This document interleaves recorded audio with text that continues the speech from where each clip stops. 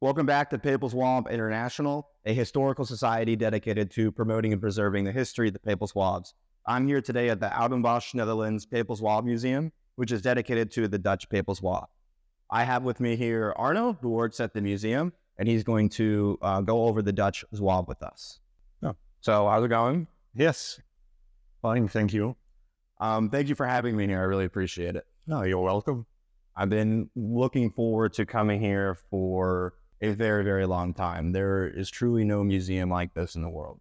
That's correct. we're the only one in our kind.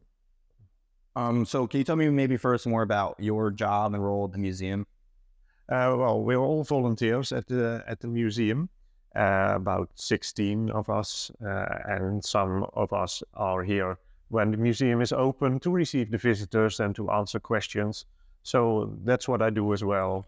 I'm on the board of trustees. I'm the one who has the knowledge about the history of the Zouaves. Well, I've got an IT background, so if something's wrong with the computer, I do that as well. So we do all kind of things within the museum here. Can you tell me a little about the history of the museum? Yes, of course. Well, the museum is 77 years old now. And it was founded by Brother Christopher, and he was a brother at the Religious Order of St. Louis. It's across the street here, and it was a boarding school. We were school teachers. And he was a history teacher, and he got very interested in the history of the Zouaves, because the Zouaves, most Dutch Zouaves, traveled to Rome via Oudenbush, because we have a train station here. And they were received by the Brothers of St. Louis, and that's how he got interested in the whole subject. And when he got interested, because he died in 1967, so he was born in the late 1800s, he saw the Zouaves coming to Oudenbush, not in the time of the Zouaves, but later, when there were reunions, etc., etc. So then he started collecting, and in 1947, after the last Zouave died, they asked him, do you want to make a display of this? And so he did, and it turned into the museum, and that's what we still have today. And that's the foundation of our... That's really great, and it really goes to show how a few individuals who are really into a particular topic can make a big difference. Yes. And we are very lucky that he started his collection so early on, and that he really knew the Zouaves. So that's why we have a lot of stuff, letters, photographs. Well, and yeah, so we're going to get into that later. It's a very beautiful banner that the Dutch had. Yeah. So most of my audience at the moment, they're American, so they don't really understand. They might lack a more in-depth understanding of Europe than others, so specifically when it comes to the Netherlands. So often, for what I've noticed, a lot of people group together the Dutch, the Belgians, the Flemish. You know, they'll call it Amsterdam, they'll call it Holland. So maybe you can clear up the confusion. Yeah, I'll try. Okay. So the country officially is called the Netherlands. So we're now in the Netherlands. But often it's also called Holland. That's an historical thing, but officially the country is called the Netherlands. And we speak Dutch. Yeah. Somehow the English thought it was easy to call the country Holland, the people Dutch. Why, I don't know, but that's the way it is. To the south of the Netherlands is Belgium. And Belgium has also a very large Dutch-speaking community. And that's Flanders. And they speak Flemish. So that's similar to Dutch. But it's a little bit like potato. Yeah. That's the difference. And then even in a very tiny corner of France, northwest, is also used to be Flanders. So Dunkirk, for instance, it's in France, but it's a very typical Dutch Flemish name. Yeah. And the rest of Belgium are the Walloons. They speak French, and there's a minority that speaks German in the German border area. So that's a bit, we've got the Netherlands, we speak Dutch. We have got Belgium with the Flemish people who speak Flemish, that's also Dutch. And then, well, and of course, Amsterdam is our capital city. Yeah. It's not the rest of the country. So this museum focuses specifically, though, on the Dutch Papal Zouaves. For the most part, yeah, but we include all Zouaves. If we've got something from a Belgian Zouave, we don't say, no, we don't want it, or we don't have it. But, well, it's just a historical thing, because out of the 10,000, 11,000 Zouaves, there were 3,000 Dutch. So, because we are in the Netherlands, and we are Dutch, there's just a lot of material there. And in the past, that's where the collection started. Awesome. So, can you explain a little bit about Dutch history leading up to the Ninth Crusade? So leading up to everything that happened with the unification. Really, in the past, in the early 1500s, there were the Netherlands. Netherlands is plural. So there were about 17 provinces, and that is roughly the area that's now the Netherlands and Belgium. And then came the Reformation, and what was called later the 80 Years' War. And in that, the northern Netherlands separated from the southern Netherlands. And that was really William of Orange was the main man in those events. And, well, at that time, officially, King Philip II of Spain was king here. He was in Spain. And Dutch nobles did not really agree with his policy. So, well, in long story short, they separated. And from that separation, the northern Netherlands were separated in roughly what's now the country of the Netherlands, and the southern Netherlands, roughly what's now Belgium. Oh, okay. So, and well, then in 1579, I believe, then you have the Unie van Utrecht. That was when the northern Netherlands united. And officially there was freedom of religion, but there was only one religion that was the state religion, that was the Reformed religion. And so they were the official religions. The other ones, you could be Catholic, you could be Jewish, you could be, but you were not allowed to show it openly. So the Reformed had churches, but the Catholics, they had churches, but they looked like houses or barns, or so that was the situation in the Netherlands for many years, more than almost 200 years. And then from the time of the French Revolution, the idea of the separation of religion and state, and also that there was religious freedom that came into being, and very gradually the Catholics could be openly Catholic again. And finally in 1848, the new constitution, that was also officially the rule. And a few years later, Pope Pius IX, he reinstated the Catholic hierarchy in the Netherlands. So we got bishops again here. And well, it came from there really that Catholicism developed again. So during this time period, so the 1860s, it was King Wilhelm III, or is it? Yes. Okay, and so he's a Protestant king. Yes. How did he view his Catholic subjects, or how did he treat them? Well, he treated them fairly. Yes. He wanted to be a king of all the Dutch, and especially in this period, he was very popular with the common people. He was not an easy man, they say, and he certainly wasn't easy for his ministers and for dignitaries. But he was very popular with the normal citizens, let's say, because in 1953 there was a big flood here in the Netherlands, but it was also in those days in the 1860s, and he, as king, he went to his people. He wanted to see what was happening there, and that made him really popular with normal Dutch citizens.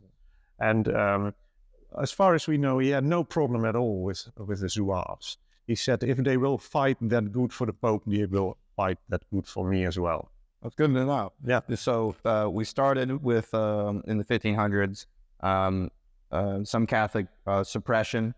And so then leading up to the middle of the 19th century, that's when they started to gain some more freedoms. And yes, it started around 1800 to get more freedoms.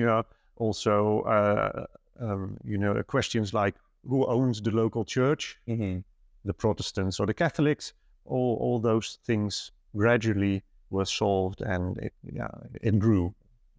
So out of all the Papal Zouaves, there was about almost 10,000 during the unit's lifetime. Now, most of them ended up being Dutch, as you mentioned earlier, about 3,000 of them. Yes. But it wasn't really until 1866 that larger numbers started to come in. Prior to that, it was about like 100. And most of the Dutch, from what I understand too, most of the Dutch Papal Zouaves came from the northern Protestant areas.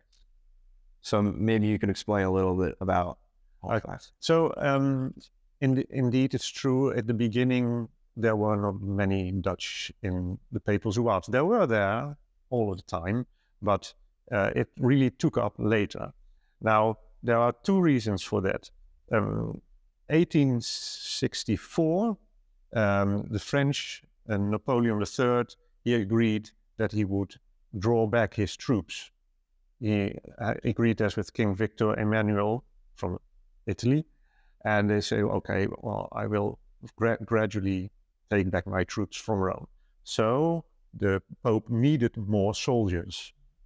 So then the unit grew as a whole. So that's one reason why there were more Zouaves and also more Dutch. The other reason, and that's a very important reason, I think, is because in 1863, Pater de Kruijf, he was from Amsterdam, he was a priest there, and he went on a pilgrimage to Rome. And on his way there and in Rome, he met these Zouaves, aspiring Zouaves on the way out, and Zouaves there in Rome that already joined. And he got inspired by that. He came back to the Netherlands. He went to the Bishop of Haarlem, where the diocese where Amsterdam is part of, and he asked, I want to start recruitment of Zouaves. Am I allowed to do that?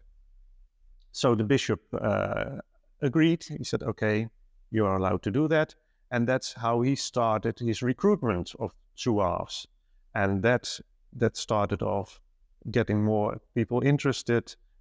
He also, what he did is he said, okay, I will make sure that you will have the money and the means to get there. So that's also an important thing, of course. And gradually it snowballed, and well, it ended up that the Dutch were the most on the contingents itself. Yeah. Now, we were talking about earlier in private a little bit about the recruitment campaigns or how all that happened. So you mentioned just now too about this priest was the one that wanted to come in and recruit people. Yeah. So maybe we can go in a little bit about how the whole recruitment process with the Dutch Papal Zouaves worked. Yeah. Well, yes, as far as we know, he wrote letters to all parish priests saying, well, this is a good cause, let them go. And later on, also, of course, it was highlighted in the newspapers and word of mouth. And well, if one goes, another one thinks, oh, he's going, I'm going as well. So it's really a lot of facets that make up the whole.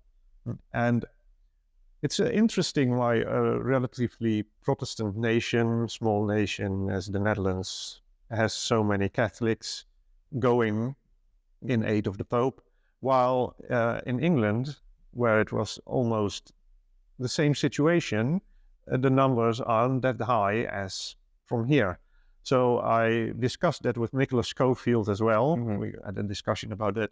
And well, we're still out on that. We don't have a definitive answer to that question yet. I think one reason why it might be the laws against going to serve in foreign wars or in England, and it was illegal technically for the Irish and the English to come and fight for the Pope, technically speaking. But you know, they found ways to get across anyway, and they would often say while they were traveling or on official documents, they were there to work on railroads or something like that. And then the law was selectively applied because, you know, they would turn a blind eye toward the red shirts. So I know we can get into this now a little bit. I know that, you know, King William, as we said, you know, didn't seem to mind the Papal Zouaves from the Netherlands going. However, there was a law where they lost their citizenship. That's correct. It still applies. The law, you cannot serve in the army of another nation unless you ask permission and you get the permission. So from these 3,000 Dutch Zouaves, about 100 asked this permission, and almost all of them were granted permission by King William III. So that also shows that he wasn't against it. All the other, almost 3,000, 2,900, did not ask that permission, and we do not know exactly why they didn't do that. Maybe they didn't know, or they didn't understand. They say, well, the Pope is not a stranger. If you serve in a strange army, maybe that was the concept. Maybe they thought that they wouldn't be allowed to.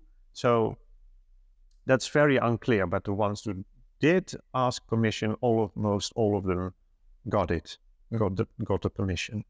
But there was also some rules that Pater de Kruijf instigated. He said, if you are still going to be conscripted for the Dutch army, if you still need to go, you can't become a Papal Zouave. You know, you first need to take care of that, have done that, and then you can go.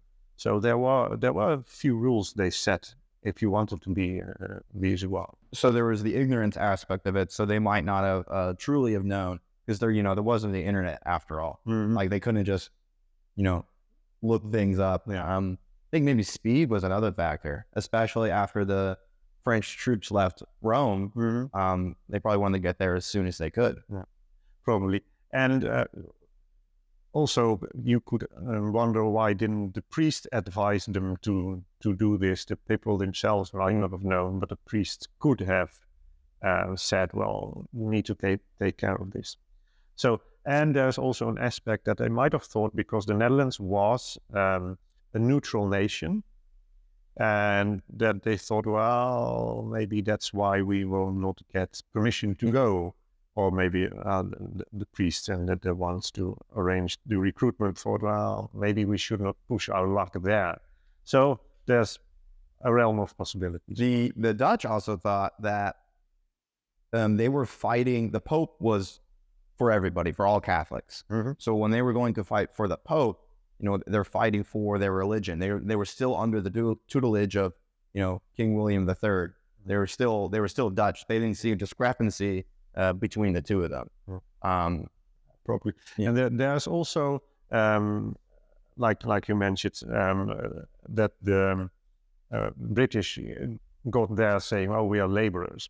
And we found an article saying later, when they returned and there was question about their nationality, if they lost it or not, then there was a mayor of a town that said, well, okay, it's like this. They didn't go to fight for the Pope.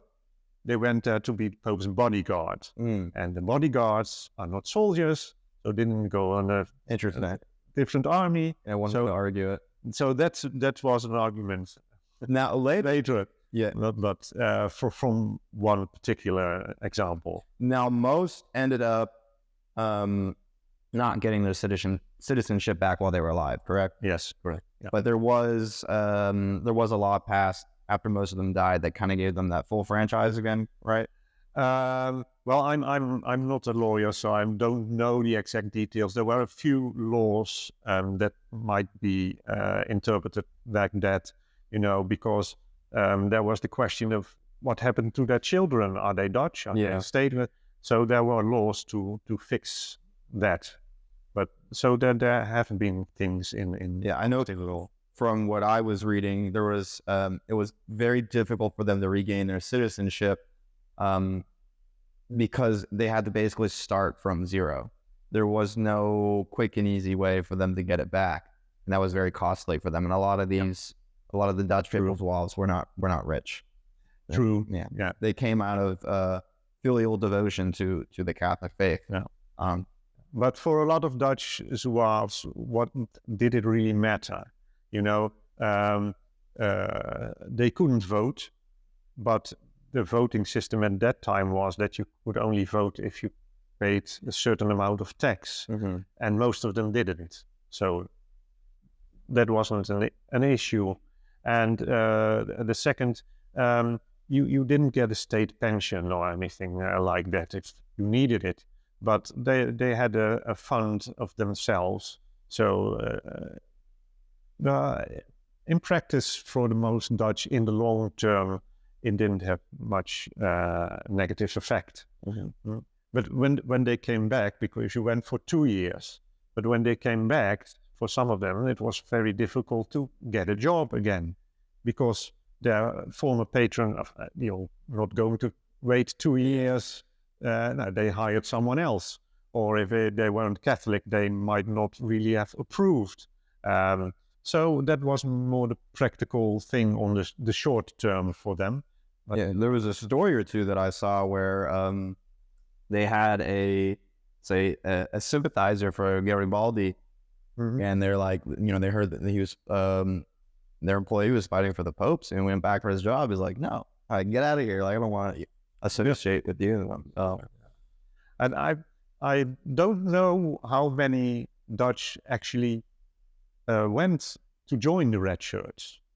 Oh yes, I know that too. Yeah, I don't know how many did that. We know from the British side there were, but we may find out one day. One day, yeah. As for another researcher, we focus on the Papal Zouave, the better soldiers. So what was the background of the recruits? Well, they were. I did a check a while ago, and the first idea was for many years that the most of them were just farmers or farmhands, but that's not true. That's maybe about 20%. But we also got almost the same amount of butchers and bakers. So they're really ordinary, Dutch citizens. If you look at the French were usually, a lot of them were the noblemen. And they were officers in the Zouave Corps. But that was not the case in the Netherlands. Most of them were just ordinary guys that have ordinary jobs. And I think that the Belgians are more or less the same as the Netherlands. So with that, what was the primary factor that motivated the Dutch Papal Zouave? Well, also that is very difficult to answer, because they write about a lot of things, what they see, but they don't write a lot about their intrinsic motivation. Nowadays, everybody puts everything on social media. That wasn't done back then. But there are a number of things that we can reasonably assume they did. First of all, you could be openly Catholic again in the Netherlands at this time. So that was relatively new, and everything was growing again in the Netherlands for the Catholics. And at that time, the Pope is threatened. Yes. In his worldly power. And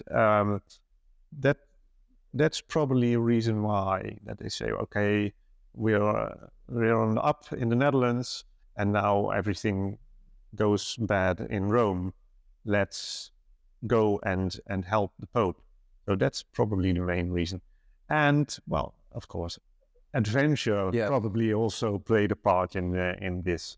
Not only that you are very pious and religious, but, well, you wouldn't have traveled far in those days, you know, the closest town, the next village, and now you're going 1,500 kilometers away to Rome, to somewhere completely different. So it's not like that's a bad thing too. If your primary motivation for the Zouaves was the faith, then there's also, we can also secondary, reasons too. So that makes perfect sense. Wanting to defend the Pope, and why not? It would be a great adventure. And they could die a martyr's death too. That is their family. From when I read, that a lot of families were excited for them to go and potentially have members of the family that they know as actual blood martyrs.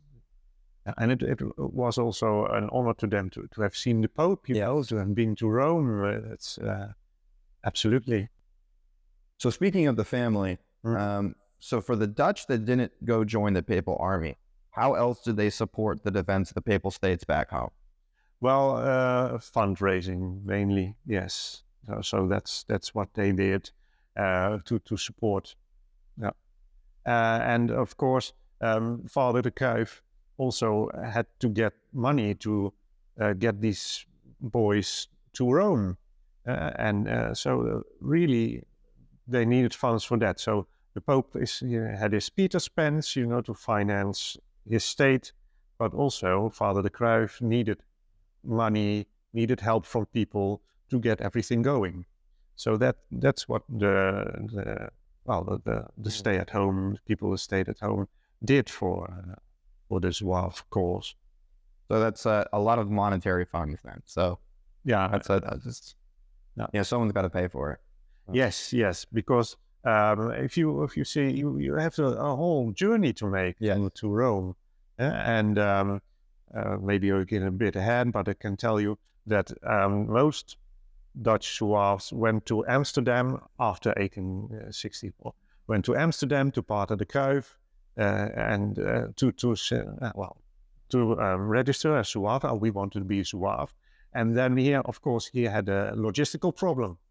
How do we get these aspiring Zouaves to Rome? Well, in Brussels there was already a committee for this, and so that made its life a lot easier. Now we only had to get these boys from Amsterdam to Brussels, so only the first leg of the journey, and the rest was already in place. So he had a bit of a logistical problem, but then already we had railroads in the Netherlands, not that very long. But here in Oudenbush, we had a station that was about 10 years old at that time, and so they could get here. And he really was looking for a place to stay for these guys to come from Amsterdam to Brussels, and also on the return journey for those who didn't pass the physical in Brussels. And he knew of, Father Kruif knew of St. Louis, so the institution here at the other side of the street.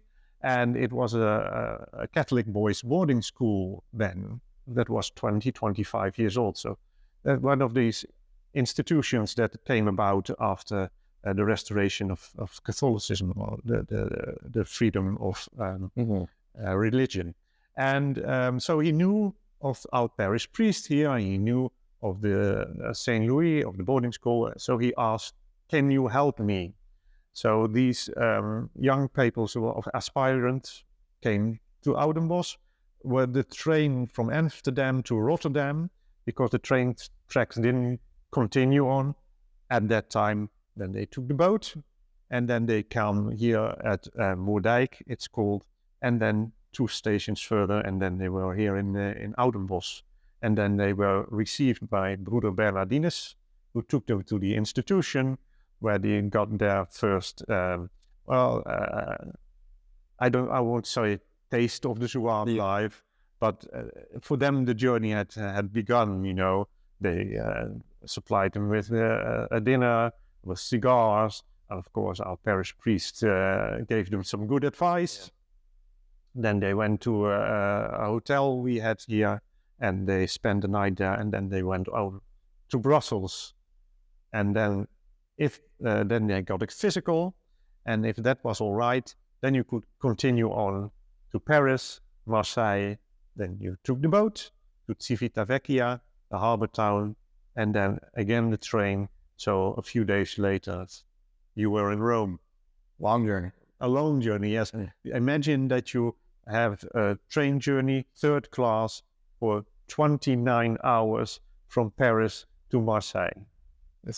The boat I heard was like the worst part though. You're at sea for the 10 days, and you're the third class, so you're up on deck and you're dealing with all the weather.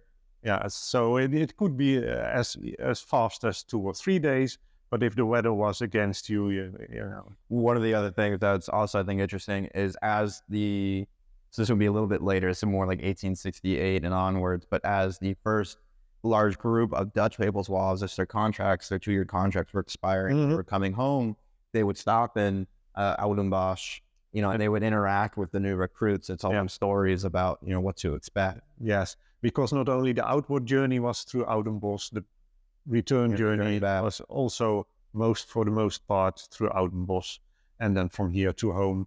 Or there were also, of course, in the south of the Netherlands that went directly home, not via Oudenbush, but a lot of them did pass through here, going out and coming back. Must have been very, very exciting, especially when you're going in as a large group and not just by yourself or with maybe one other person. Yeah, and of course as well, if you wanted to become a Zouave, you went out just in your regular clothes, and you had only one set of clothes, and most of them sold the clothes when you were there for a bit of money. And so most of them didn't have anything else but their uniform. So they returned in uniform. So they sold their clothes, so they got a little bit of money, and then they come back. And then after 2 years, they came back, and not all of them had anything to wear but their uniform. So interesting. Yeah, it's been a grand spectacle to return home. Yes, you can imagine seeing these uniforms that we have here.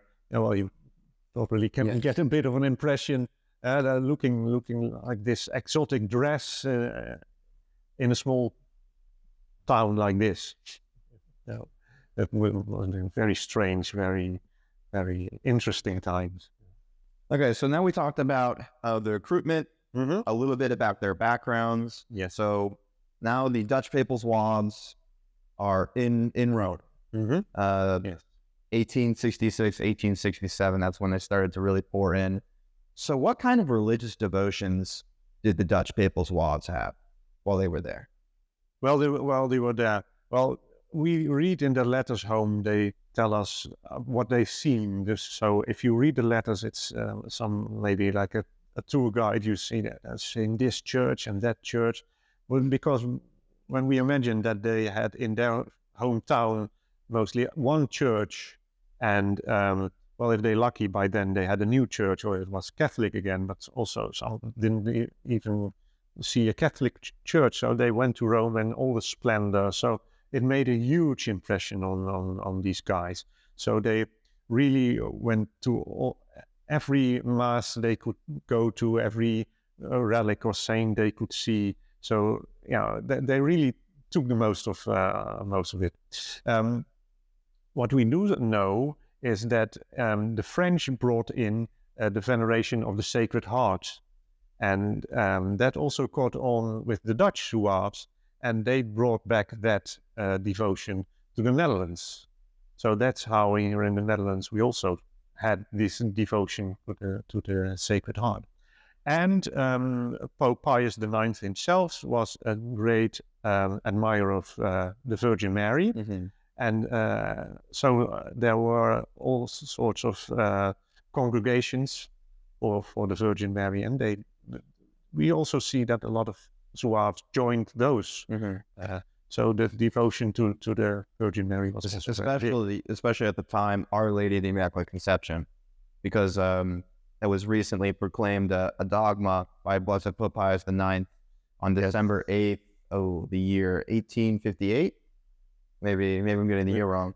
But anyway, so very big devotion among the Zouaves themselves. And actually, after the Battle of Mentana in 1867, when they received their cross, we have Theodore Wiebox, who was a French Papal Zouave, in his diaries. He said that a new title they received was Knights of the Immaculate Conception. So I just imagine being again a Catholic soldier and you're a knight for Our Lady's Immaculate Conception. It's very beautiful to think about.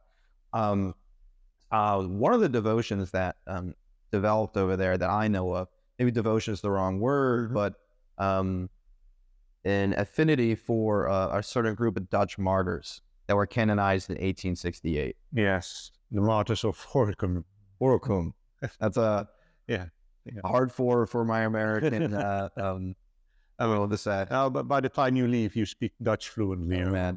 I think everyone knows who's watching us that I'm very bad with foreign languages, so that's my apologies. So Gorinchem. Yeah. So the martyrs of Gorinchem. Maybe you could tell us a little bit about that. And I don't know a lot of them. That this was a group of priests that around of the time of the Reformation they were killed because they refused to convert from Catholicism to the Protestant religion. So that's in short. Yes. So around this time, the Pope thought it was a good. Pope Pius IX thought it was a good thing to canonize these martyrs as a kind of thank you for the Dutch Zouaves because there were so many. So that's linked to that. So that's why these martyrs, I believe 18 or 19, were canonized by Pius IX back in the day. Now, when all the festivities were taking place, the Dutch Zouaves were very, very happy. Peter Young, who was martyred in 1867, so that means they weren't canonized then in 1868. It had to be 1866. Regardless, it was around the time that they were coming. Yes. Peter Young talked about that the Basilica, St. Peter's Basilica, was so packed that he couldn't even get in himself, but he managed to go to all the different festivities around Rome at the time for it. And imagine that's also new for these guys, these Catholics. You know, they weren't allowed to hold processions here in the Netherlands. If they did, it was inside the church. Oh, so this is during even the 19th century. This was even the 19th century that was going on, and then to see this splendor and this great basilica, the largest church in the world in the day, that can hold thousands of people, and they saw that, and also fast forward a bit, the First Vatican Council was held at that time. So the Zouaves that were there at the moment.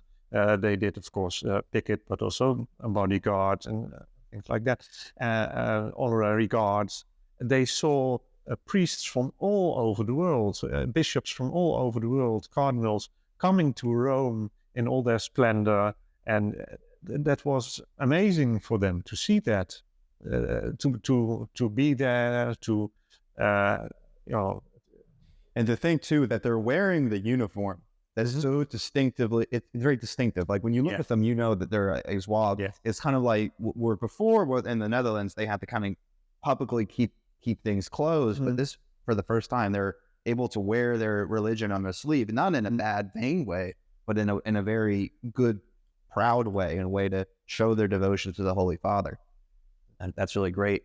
Now, Blessed Pope Pius IX also especially loved his Dutch Zouaves. I was reading a little bit about some of the meetings he would have with some of them. And Italian to Dutch is it's difficult for people who speak that to learn. I don't know if it's a harsher language or what, but from my understanding it was difficult. But he learned to say a few Dutch words to them. Like one of them was, he said, good Dutch. Yes. Yeah. How do you say good Dutch? Well, I believe he said, brave Hollander. Yeah, and then imagine again, you're just one of those papal soldiers. You go to meet the Pope, and You know, as an interpreter, but you know, it's the one good thing here. At least is one thing. But he would bless prayer cards for them, medals for them to bring home, and that was the main focus when the Dutch Papal Zouaves would go to visit the Pope. We receive a blessing for the family. Yes, it's a very big deal. Because you're not going to get another chance, are you? Only those 2 years you've got a chance to see the Holy Father and to get the blessing, and so a lot of them did. So now the unit was mostly French. Oh, excuse me. The unit was mostly Dutch, but prior to 1866, there was a law. It was mostly French, and those were consisted of most of the officers. Yes. So in regards then to the chaplain corps or the Papal States Army for the Papal Zouaves, was there ever a Dutch Papal Zouave chaplain? Well, that was a bit of an issue. Well, issue is a big word, but the language of the regiment was French. Everybody spoke French in the days. I mean, like an international language. Now a lot of people speak English. Then it was French. So the nobility spoke French. Our royal family spoke French. So that was the language in which you communicated. If you spoke French. So the regiment, the language was French. And there was a chaplain, the chief chaplain, of course, for the regiment. All the papal army was, of course, Italian. And he appointed the chaplains for the divisions and the nationalities. And at a certain point, he appointed a Belgian chaplain for the Flemish, or the Belgian, the Flemish, and the Dutch, and Monsieur Papes. And there was a bit of commotion about that, because the Dutch, and probably also here at home, the priests and the supporters had really hoped for a Dutch chaplain, a Dutch priest to become a chaplain, but they didn't. It was a Belgian, and they said, "Oh, the Monsieur Tisani, who was the chief chaplain, oh, he's old and he doesn't know what he's doing." But it turned out that Monsieur Papes was really very much loved by the Dutch guys. He was really good to them, and he had a Dutch Jesuit priest who was in Rome as his helper, Father Wilde. So in the end, it was all okay. There was no problem. But at the moment that they appointed a Belgian instead of a Dutchman, it gave a bit of commotion.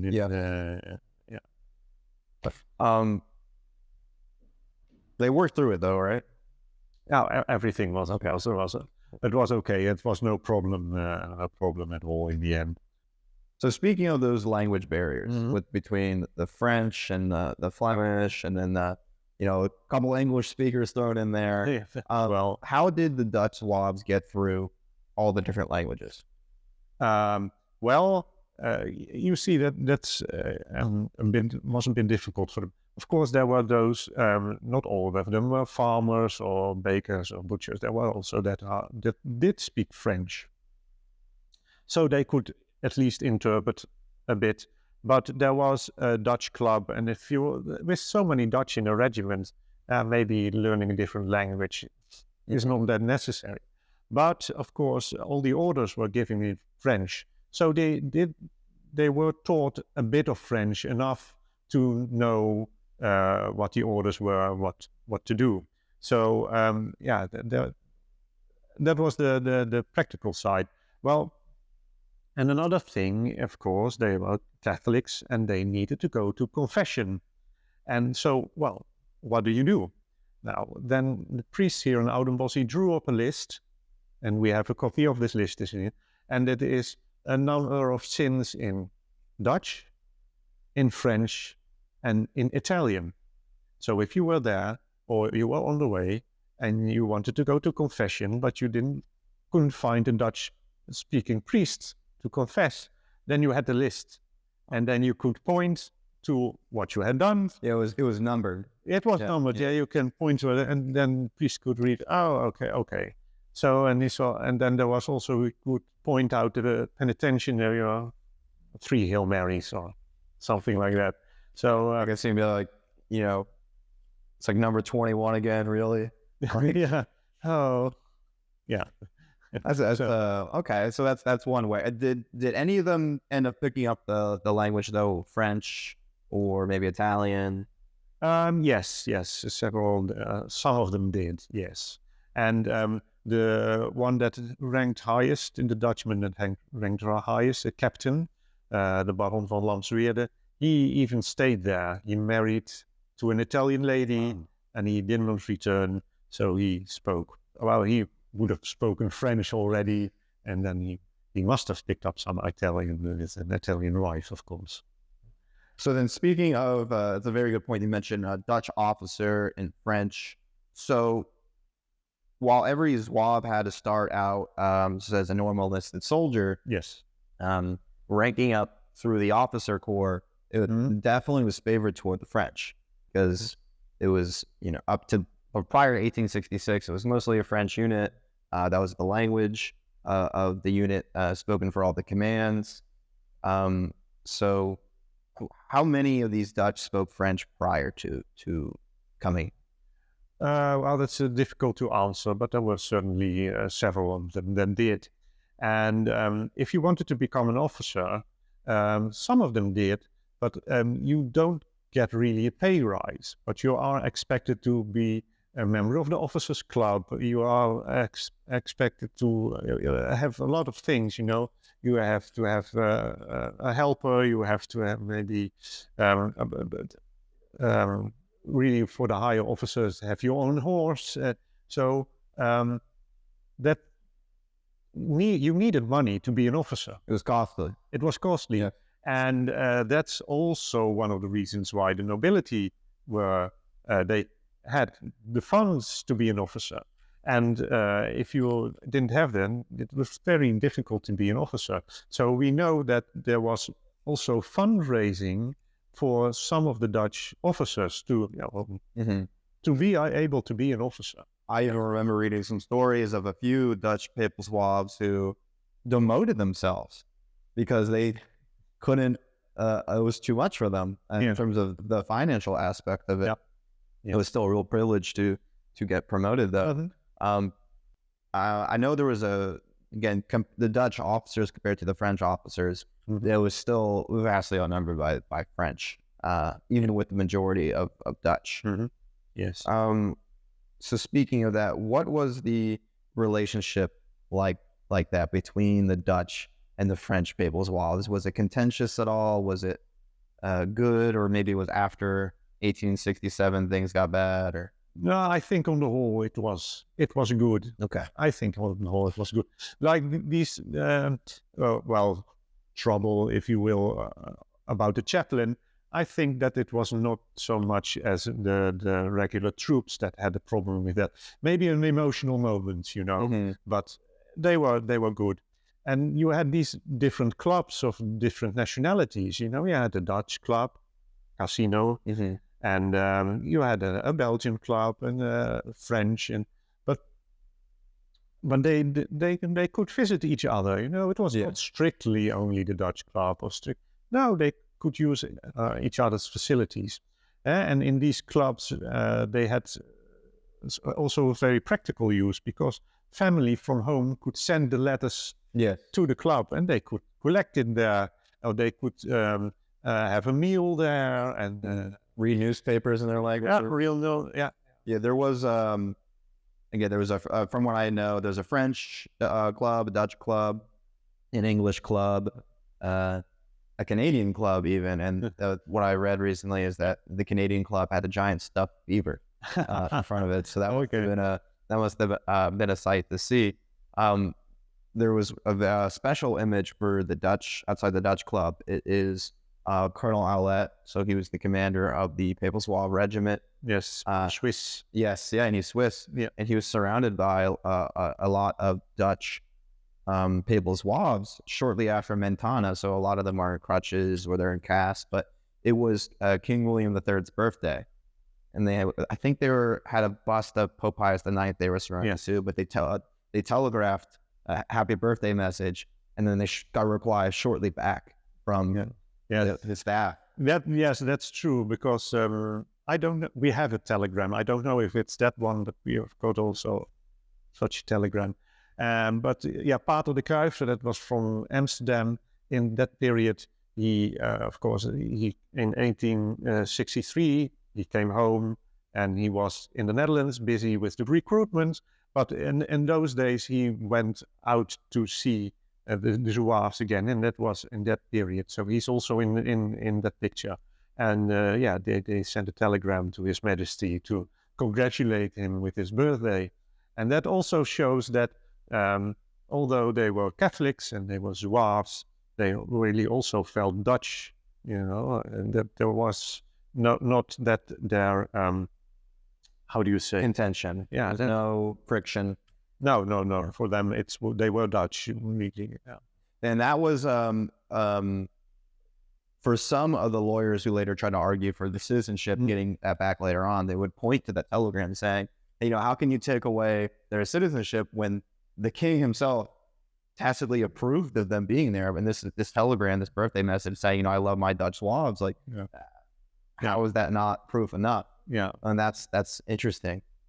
So they were proud Dutch. There was no, even if it was a Protestant king, majority Protestant, that didn't stop them from not having they had a filial devotion to the Pope, to their faith, but they also had that patriotism for their home country. That didn't disappear. And to give you an idea, I looked it up. At that time, there were about 3.5 million Dutch citizens. And, 1/3, 35% of them were Catholic. So, and 55 of them were Protestant, Reformed Protestant. And the other 9-10% was other denominations from Christianity or Judaism. So that's to show how many Catholics there were in the Netherlands opposed to Protestants. So what did the Dutch Papal Zouaves do in their free time? In their free time in Rome, visit as much churches as possible. So visit as much churches as possible, see all there is to see, yes. And we also know that when he was stationed out in the country, because when the French were there, they usually were in Rome. So then the Zouaves were stationed out in the countryside, and they would try to get a day pass or pass to get to Rome to see the sights. Or if of course, when there was a feast, they would try to be there. So that's what. So their free time was spent being Catholic and trying to do all these devotions. Yeah, and being tourists as well. Yeah, a good pilgrim. Yeah. So this is a good chance for me to explain a little bit, I guess, about the time period when the Dutch joined. So just prior to that, in 1864, there was a convention between the French and the Piedmontese. It's called the September Convention. And the contents were kept secret for a while. But part of that was the agreement that the French garrison stationed in Rome, which served as kind of a shield against the Piedmontese, because if they were to invade the last remaining vestige of the Papal States, then they would go to war with France. They didn't want that. So they agreed in the September Convention by 1866, the French garrison would be removed. They would leave. Yes. So prior to that, you had a lot of the Papal Zouaves going out in the countryside fighting brigands. And when the Dutch first came in 1866, a lot of them gained some combat experience doing that. Yes. But shortly after that, when the French left, you had the Papal Zouaves step in their place. So they still did some, countryside escapades, but really a lot of them were stationed at Rome from 1866 onwards. So they really had that opportunity to go be a pilgrim. Yes. Yes. But now moving on to 1867, this is when things start to get really picked up. Italy basically they were fanning the flames of revolution. They were supporting Garibaldi.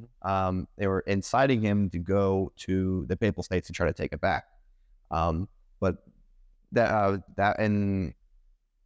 it was in September that they started invading again. However, we probably shouldn't skip the Albano outbreak though, because that's key with the Dutch. The cholera. Yes, the cholera outbreak. Yes. So just prior to that invasion, during that summer, there was a terrible cholera outbreak, and the Dutch Papal Zouaves played a huge part in self-sacrifice, helping the citizens of the town of Albano, who were particularly hit hard. So before we get into the 1867 campaign, maybe you can tell us about the cholera outbreak in Albano. Yes, of course. Cholera was at that moment all over Europe, and it flamed up and died down again.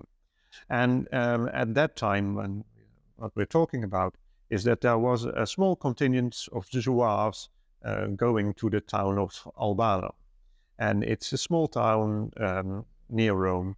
I believe it's also where Castel Gandolfo is, the Pope's summer residence, so to say. And in those days, when it became summer and became hot, the nobles fled Rome and they went into the countryside. And as well, a lot of them were in, and a number of them were in Albano. But it's okay. So this small contingent of Zouaves was on the way to Albano. And when they were on the way and they were almost there, they saw smoke coming from fires. And they thought, well, maybe it's a fire of joy, that they are celebrating something. It's not unusual. But when they got there, what they noticed is it wasn't a fire, a bonfire, but people were trying to burn furniture, etc., from houses where there had been cholera. They didn't know what cholera was, what kind of disease it was. And so seeing the state that the town was in, people that were sick, that were left at home, people that were still healthy had fled, people that died, the corpses were still in the houses. So their captain said, well, we need to help these people. It was a Dutch captain, right? No, it wasn't French. Resemont was... he's Belgian. He's Belgian. Okay, that was it. Yeah. And so they said, well, we are going to help these people. Are you with me? The Zouave said, of course. So what they did is they nursed the sick and they buried the corpses. So they took out the corpses that had been there sometimes for days. So that wasn't a very pretty sight. And they buried them in a mass grave in the cemetery in Albano that's still there. And so some of them, Zouaves, also contracted the cholera and also died, but also a lot of them survived. And they helped these people. They buried them. They nursed the sick. So that was really an act of mercy, isn't it? No, it was either 2 or 3 that died, but they were all Dutch, correct? Yeah, there were 3. Yeah, they called the 3 heroes of Albano, and they're buried there too. They are buried black and yes, yeah. I'll put up over here.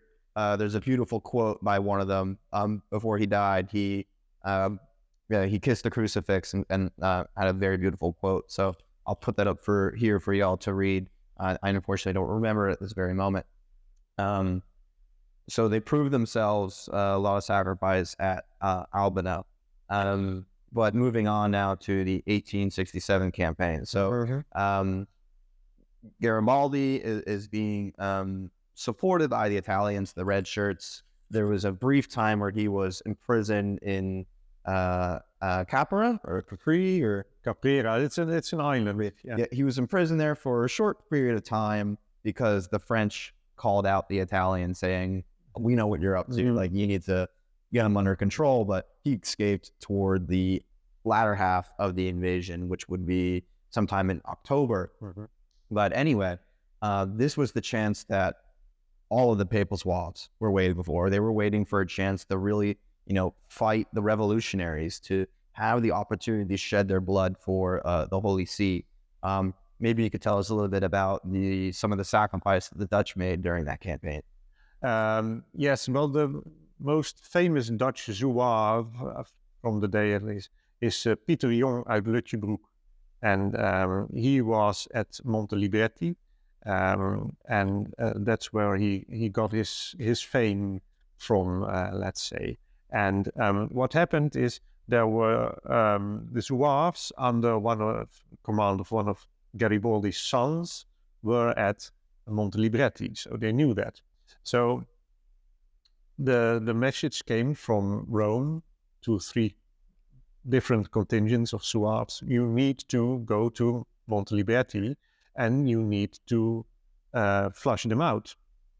But there was some sort of miscommunication, and instead of 3 of these contingents, only 1 of them arrived there. The times got mixed up. Or, sure. So did it. And before they could have really had a good look at the situation, they were already spotted by the advanced guard of the Garibaldians, the red shirts. And then their captain decided, okay, what we do? We're going to advance. And at that point, our small group of Zouaves attacked the red shirts in the town of monte-libretti. And it was a town with a wall and a gate, so the red shirts were inside, protected by that. And of course, the Zouaves worked themselves towards this gate, and Pius IX was one of them. And what he did is he spotted that there were red shirts coming from the other side, so he didn't want them to be surrounded. So what he did is he went for them, and it's really close combat at that moment. And the guns you had, you couldn't shoot a lot of bullets at once. If you were lucky and you were quick, you could fire up 1 round every minute. Well, so in close combat, of course, you don't have anything. You can't use your gun for that. So what they'd usually do is put the bayonet on the gun and use it more or less as a spear. But even if this close combat, it was so close, what he did is he turned around his rifle, and with the butt of his rifle, he clubbed. Or like another description I saw once was like a mace. Yeah. Sure. So he clubbed 14 of the red shirts, and then of course he was overpowered and died himself. So they found him in the middle of these 14 corpses of these red shirts, and that's how his story started. Wow. That battle is very striking. I forget the number of red shirts there were, but they were vastly outnumbered, the Papal Zouaves. I think there was something like you said, it was one company. I think it was something like around 300 Papal Zouaves or something like that. But both of their officers died, Urban de Quellen and Guillaumin. And so they were left without any officers. But what ended up happening is, due to their valiant sacrifice, they managed to, maybe the word would be to use, exhaust the red shirts. By nightfall, the combat cooled down a little bit, and they were ready to re-engage by morning. And they came to find out that the red shirts left. Yes, through the back door, as it were, of the fortress. Yes. So in the end, the Papal Zouaves were really the ones who won that battle. And it was, again, due to the glorious sacrifice of those martyrs.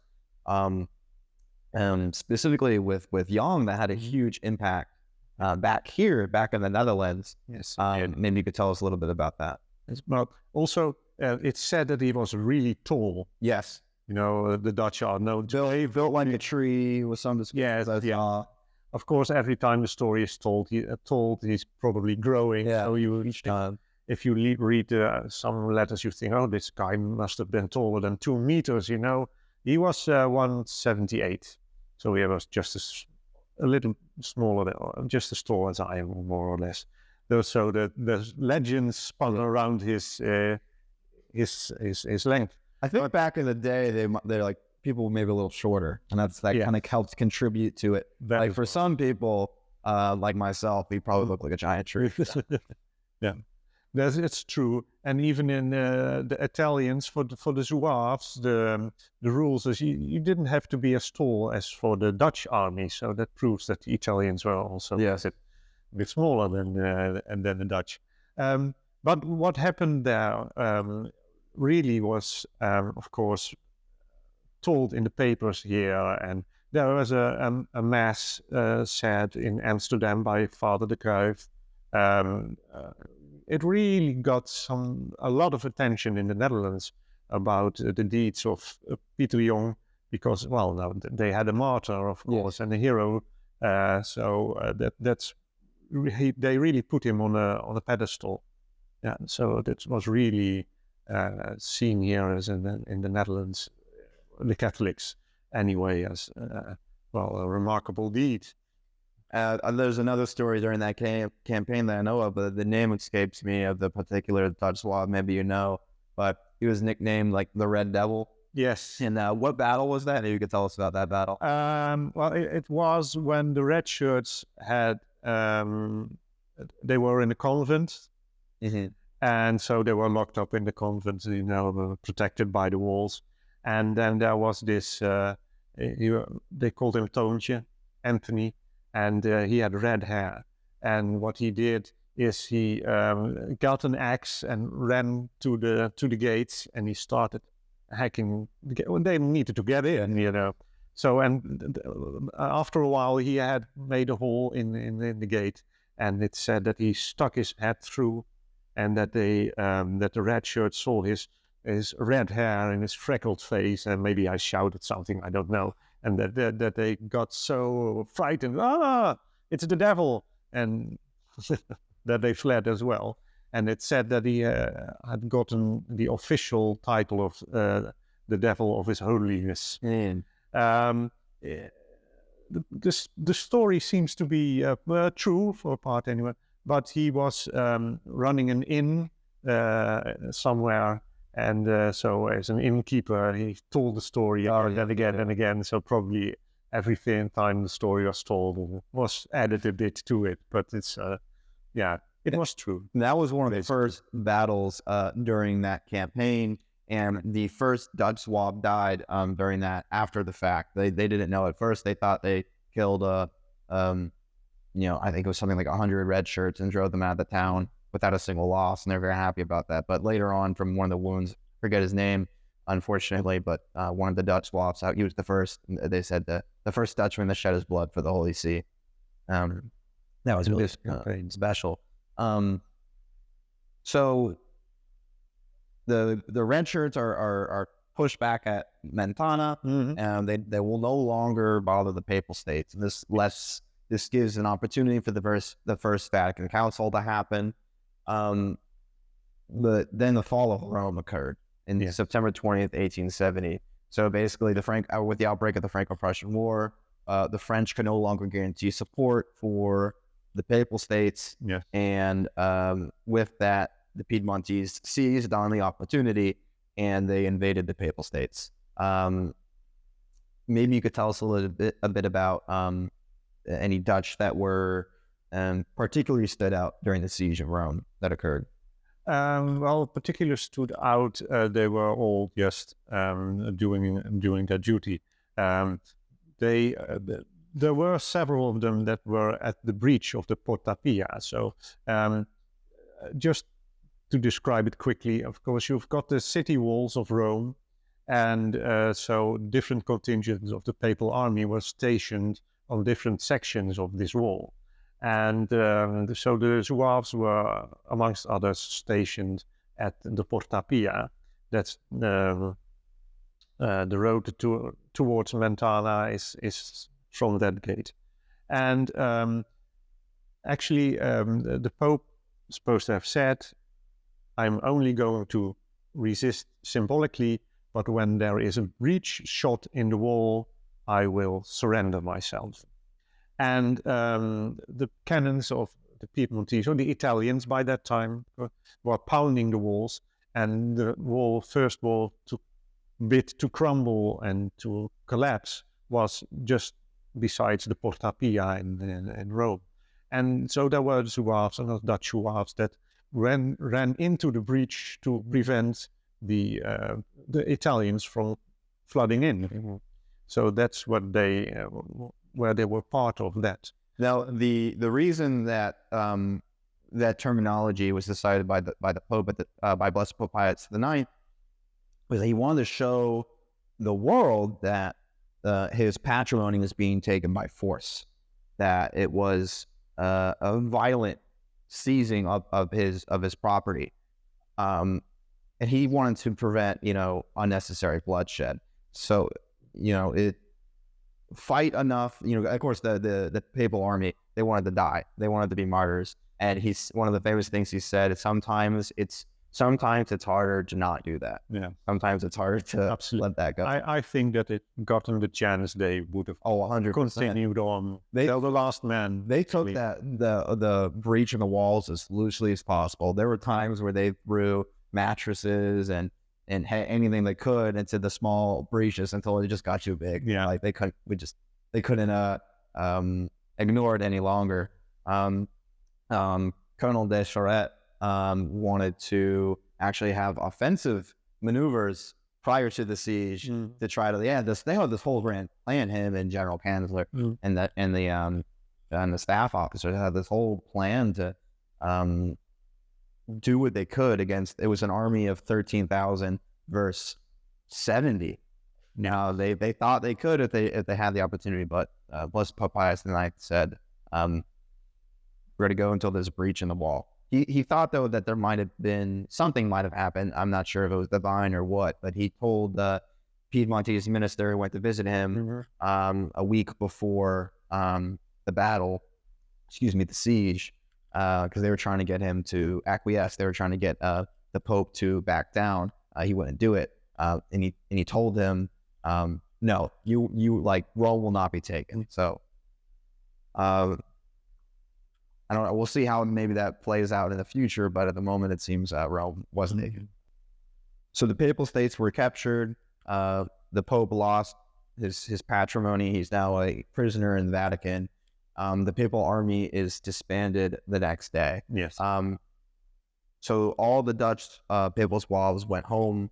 Tell me about after they returned. How did the people receive them? Well, of course, as you say, the battle was over. All the papal troops concentrated on St. Peter's Square, and the next day they were allowed to march off with honor, military honors, and they were put on the train. Now, of course, there are some Zouaves that were still in hospital, and also some Zouaves that were in Civitavecchia, the harbor town, because their initial idea was to keep that open. Yes. But the most Zouaves of Papal Army were in Rome, and they went on the train. They were held somewhere for a while, and then they moved on, at least the Dutch, by train, and they ended up in Maastricht. But I believe they traveled with the Germans and the Belgians, and they took another turn at the railroad somewhere. And they were received quite joyously in Maastricht. So large celebration, and the next day they just had to return home. And as we talked about a little bit before, is if you came back, then you still have to wait if your boss can give you your job back. So that was a very practical problem at that moment. But what they did after a while, they started all the Zouave fraternities, groups. So in all towns with a certain number of Zouaves, you could start up your own Zouave club, so that the veterans can join the clubs. And really in the very beginning it was, if the Pope calls us again, we go. Yes, that was the mindset too. They wanted to go back. Yes, that was the first few years. But then, of course, it materialized. It wouldn't happen. And it was also the emphasis going more and more and more on being a social club. Yes. Because you were, you could relate to each other. You had been there. The other one would understand being in Rome, being in a country so far away. They had seen hills there in the Netherlands. It's relatively flat. So if you say, oh no, these Italians build houses on the sides of hills, that ridiculous. Won't it fall off? Or in Italy, because of the different climates, they could harvest twice a year, something. And here in the Netherlands, that was unbelievable. So it's really also the social club, a shared experience there. And then it was also provided monetary support, especially for those who did suffer from losing their citizenship, the poor among them, correct? Especially later when they became aged, when they became ill, so they can also get some support. And 25 years after the Battle of Mentana, there was a big happening in the Netherlands, in Utrecht, and most of the Zouaves came there, and the Charette was there, and he, because some of these Zouave groups, they weren't that active anymore, or they didn't have a president anymore. So he said, well, let's reinvigorate this. Let's join all these small groups into one big Dutch National Zouave Association. And so they did.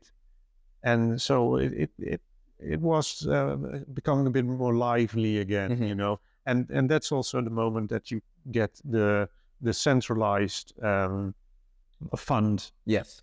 Okay. So that they could apply to. And so it's... Now, at that meeting that you talked about, this was mentioned last night when we were talking. They passed around the kepi, so the hat of Peter Young. They thought of him and others like Joseph Louis Guerin and Julian Watts Russell. They thought of truly them as martyrs. So in their eyes, they're passing around, and I would agree, they're passing around a relic. Yeah, from 25 years ago. So all the memories came back, of course, and very special moment for them. Now, the different Dutch Zouave associations, were they also used for Catholic action? So what that would mean would be, basically for like a voting bloc or pushing different initiatives in policy and government? In later years, really, yes. Then they more and more. Also, one of them changed itself into a union for workers. So it really indeed became more of a social thing. There was also some political involved. One of them, there were Zouaves who also went into the Senate later for the Catholic political parties. Yeah. So it really has to do a lot with the Catholic emancipation during the 19th century. Yeah. So how are the memory of the Papal Zouaves, the Dutch Papal Zouaves, how are they remembered today here in the Netherlands? Of course, the museum. Yeah. We have the museum. And it's a bit of almost forgotten history for most people. We can't say forgotten because we've got a museum, so it's not really forgotten, but it's a really relatively unknown bit of history for most people in the Netherlands. But besides the museum here, there's a statue outside of the Basilica here in Oudenbush, in Lutjebroek, where Peter Young comes from. There's a monument in the side of the church. So really, there are graves. So here and there you see references to Zouaves, or street names that are named after streets that are named after Zouaves, or the towns that were involved. So there are still some memories to be found in the Netherlands. Is there anything else you would like to share with us that maybe we didn't cover about the Dutch Papal Zouaves? There's so much to cover. I think that people should come and visit the museum. Definitely. Yeah. Come to the Netherlands specifically for this museum, like I did. You'll love it. It's really great. Yeah. And it's 3,000 Zouaves, so there's so many to be told about all these 3,000 Zouaves. Yeah. The interesting bit, nice to maybe to say, also pointed out when I give a tour, is when you look at the list, there's one Chinaman, one Chinese in the list. So then I always ask, how do you think that a Chinaman goes to Rome? And then I say, through Oudenbush, of course. And the story behind that, as a young boy, he was orphaned. So he was adopted by a Dutchman. And back in the Netherlands, he was put in boarding school here in Oudenbush. And at that time, that the Zouaves so he saw Zouaves, aspiring Zouaves going, and he saw them coming back, and he was inspired, and he went as well. And he came back. And after that, what happened to him, we don't know, we are not sure. The only thing we are sure of is that it's not relation to the Chinese restaurant here, just up the road. So he was adopted then. Yes, I was okay. Interesting. Well, yes, that tells I know some of my audience have asked about some of those more obscure numbers, like just the onesies and twosies. So China was one of them. Yeah. There was an Ottoman Turk that came. Yeah. So thank you for clarifying that. That's very interesting. Yeah. I guess there's one more thing we could talk about really quickly. I can't. There's no way we can end this up discussing Ignacy Wills really quick. And did I say his first name right? Ignatius. Yeah. Ignatius. Yeah. So Wills basically came with his brother, and he quickly rose through the ranks comparatively to the other Dutch, partly because he spoke French. Yeah. But what makes him so specially unique is he joined the Carlist cause. Yeah. So he fought as a Carlist. He was in prison in France for a short time. Then he went back to Spain at the height of the Third Carlist War in 1873 and became the colonel of, they started a Zouave battalion, and there was a lot of veteran Papal Zouaves who joined that, and he ended up dying at one of the sieges, at the siege of Igualada, one of those battles. But he picked up there was a big there was a big barricade in the middle of the town they had to get through, and his flag bearer, he told them to charge, and his flag bearer he got killed. So he picked up the flag, and he said the Zouaves go where the flag goes. Threw it over the barricade. They all pour over, and they won the battle, but he was killed. Yes, unfortunately. Yes, well, actually, his time with the Zouaves wasn't really remarkable. He got bad luck. He was young, but again and again, when there was a battle, he was ill. He was in hospital. Yes. He missed out on the Battle of Mentana. Yes, so he missed out on a lot of that. But indeed, he was inspired. And at the moment that it was very quiet in Rome, he asked for leave because one of the Carlists, the brother of the pretender, he was in the Papal Zouaves. So they knew each other, and he wanted to do something, he wanted to really actively do something. And at that moment, it was very quiet in the Papal States. Yeah. And, well, when it's quiet, soldier life can be very boring. You get pickets, and that's, well, more or less it. So then he went to Spain, and he tried to help the Carlists out. And but he was captured, indeed, as you say. So his brother back in Rome and his friends back in Rome really needed to talk a lot to the officers there, so that he would not be qualified as a deserter in Rome. So and then he went on to go on to fight in the Franco-Prussian War as well. Yeah. And all the ideas behind that was, if we get a king on the throne in Spain, the right one, he will come to the aid of the Pope. If we make sure that the French win in the Franco-Prussian War, that's leverage that they can come and help the Pope again. So that was all what was behind the idea why he was fighting there. Yeah, in his letters to his mother, he wrote about how he viewed the cause in Spain as the same cause in Rome. It was truly, both of them were a counter-revolutionary causes. Spain was a means for Rome. It was he thought he was fighting for the Pope even when he was in Spain. Truly remarkable. But unfortunately, he was killed at the siege of Igualada, and then in 1876, the legitimist side, the Carlist side, they lost, unfortunately, that war. But thank you for telling us about it, Ignacy. Is there anything else you'd like to share? No, there's so much to be told. So, and we covered already so many topics. It's very interesting. But we keep that for later in England. So we're going to do a tour of the museum later. That's going to be another video, and you'll get the answers on this beautiful banner here or the statues. So I encourage you to go watch that. There'll be even more information about all the different artifacts in the museum. If you want to help out the Netherlands Papal Zouave Museum, is there a way that they can maybe donate, or how can people help you? Yeah, donations. We have a friend. You can become a friend of the museum. To be honest, we already discussed it before. We don't have any American friends. Yeah, well, you want to become a friend. Yes. So we have to see with our treasurer what's the easiest way. We'll find a way. We'll find a way. I'm sure some of my members would love to do that.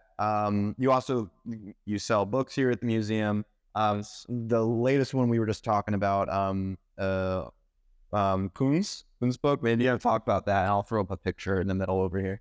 Yes. Koen is a history student. He did his thesis on the Zouaves for his PhD. And of course, that's why he knows the museum.